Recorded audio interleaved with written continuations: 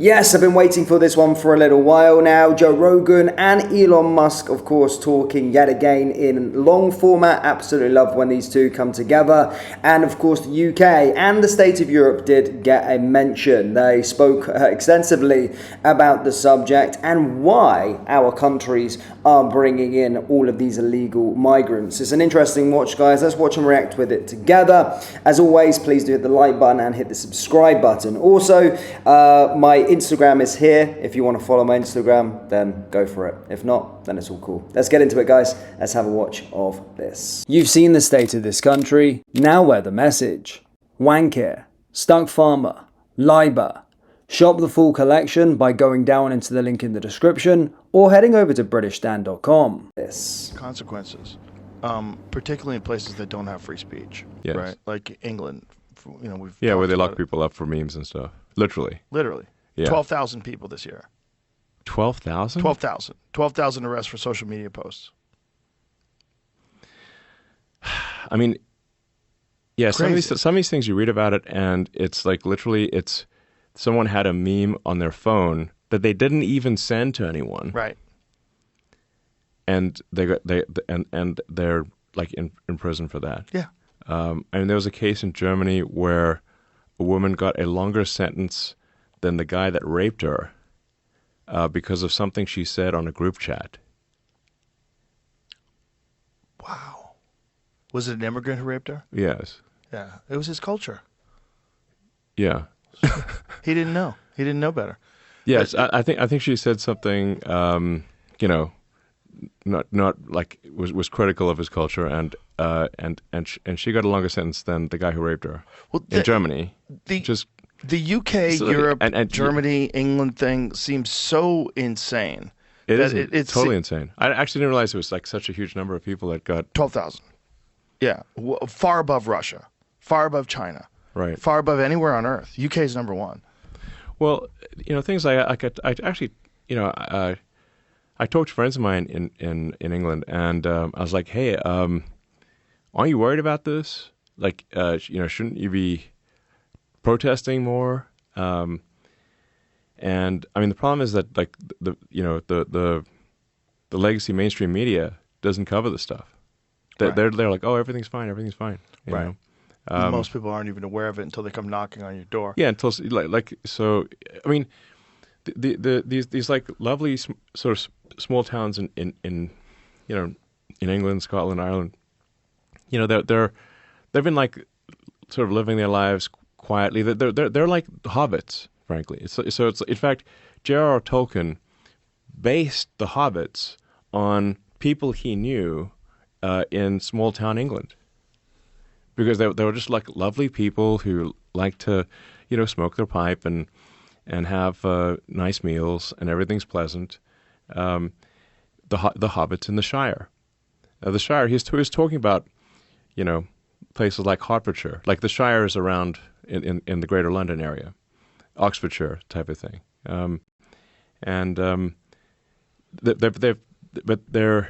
the reason they've been able to enjoy the Shire is because hard men have protected them from the dangers of the world, and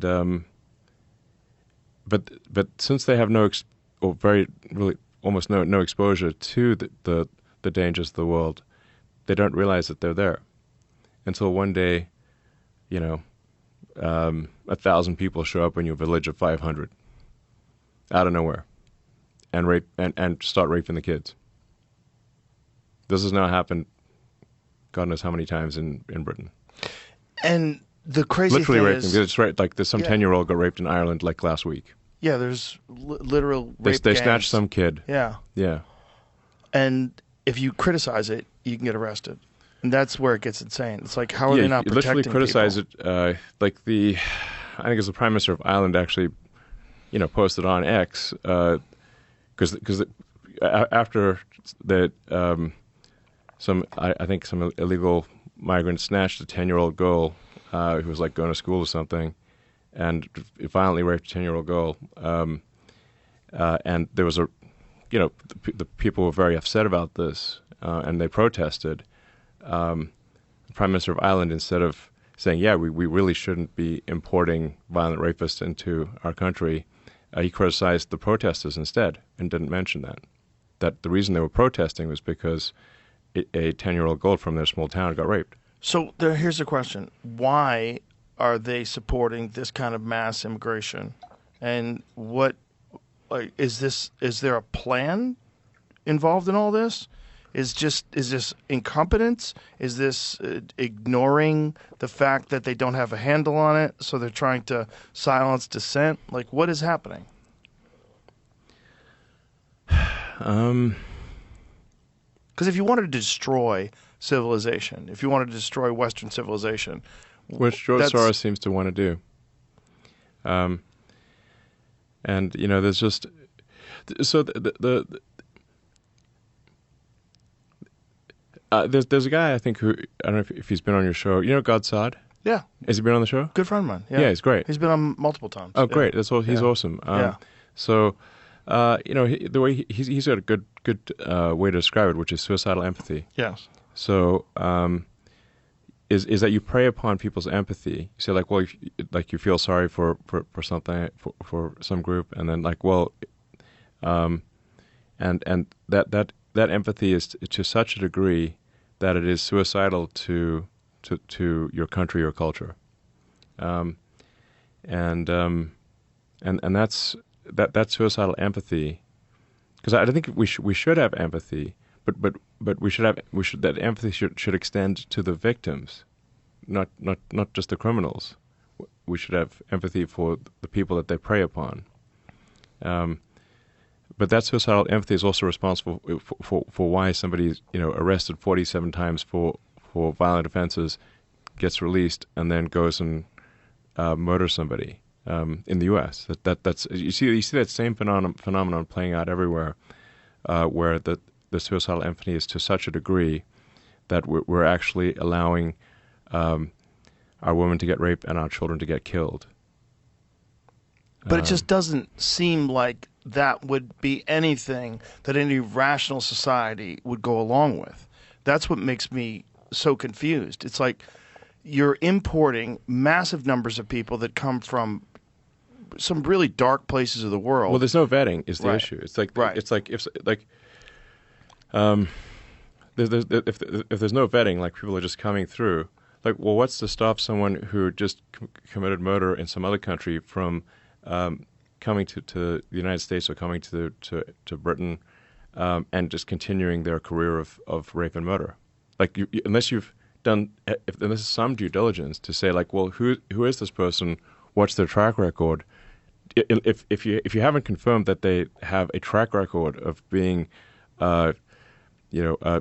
honest and not being a homicidal maniac, then any homicidal maniac can just come across the border. And that's not to say everyone who comes across the border is a homicidal maniac, but if you don't have a vetting process to confirm that you're not letting in people who will do some serious violence, you will get people who do serious violence sometimes coming through. Well, especially if you don't punish them and if you don't Yes. deport them. And if you are just like, but what is the purpose of allowing all those people into the country? It can't be. I wouldn't imagine that anyone in their society supports this. Well, let me explain. So because you mentioned, for example, how much, say, Hillary and Obama have changed their tune from prior speeches where they were hard-nosed about not letting in anyone who's a criminal into the country, having secure borders, all that stuff. So why did they change their tune? The reason is that they discovered that those people vote for them. That's why they want the open borders. Because if you let people in, they know the Democrats let them in, they'll vote for Democrats. Yes. If you allow them to vote. Which they're actively doing. They turn a blind eye to illegal voting. Well, California literally doesn't allow you to show your license. California and New York have made it illegal to show your photo ID when voting. Thus, effectively, they've made it impossible to prove fraud. Impossible. They've essentially legalized fraudulent voting in California and New York and many other parts of the country. There's no rational explanation that I've ever seen anyone give as to why that would be the policy. unless you were trying to just allow people to vote illegally, because there's no other reason. If you need a driver's license or you need an ID for everything else, Yes. including just recently to prove that you were vaccinated.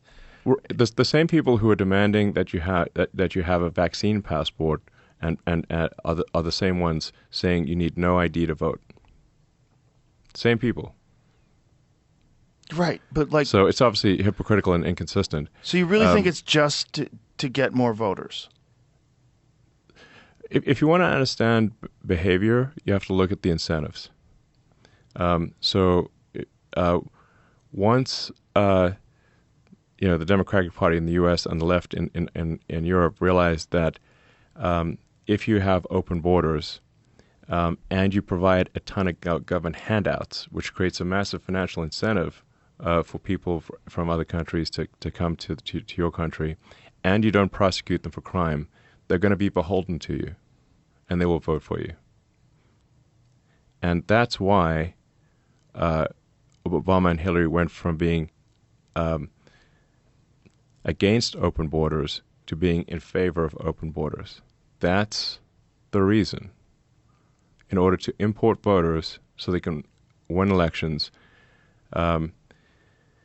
And the problem is that has a negative runaway effect. So if they get away with that, it is a winning strategy. If they are allowed to get away with it, they will import enough voters to get supermajority voting, and then there is no turning back. We talked about this before the election, and then Yes. you literally pointed towards the camera, you faced the camera and said that if you do not vote now, you might not ever be able to do it again, because Right. it'll be futile. It'll be overrun. Yes. They'll keep the borders open for another 4 years, and their objective will be achieved. Correct. If Trump had lost, there would never have been another real election again, because Trump is actually enforcing the border. Now you can point to situations where there's been immigration enforcement has been overzealous, because they're not going to be perfect. There'll be cases where they've been overzealous in expelling illegals. But if you say that the standard must be perfection for expelling illegals, then you will not get any expulsion, because perfection is impossible. And